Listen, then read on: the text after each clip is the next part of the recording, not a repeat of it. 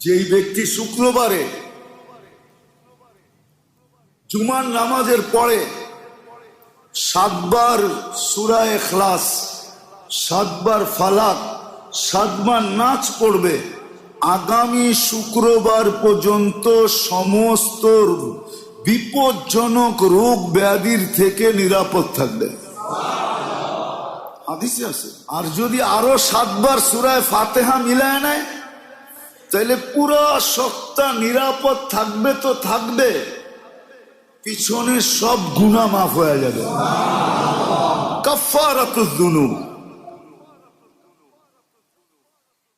যেই ব্যক্তি জুমার নামাজের পরে সুবহানাল্লাহিল আযীম ওয়া বিহামদিহি 100 বার পরে সুবহানাল্লাহিল আযীম ওয়া বিহামদিহি, তার আমল নামায় 1 লক্ষ নেকি লেখা হয়।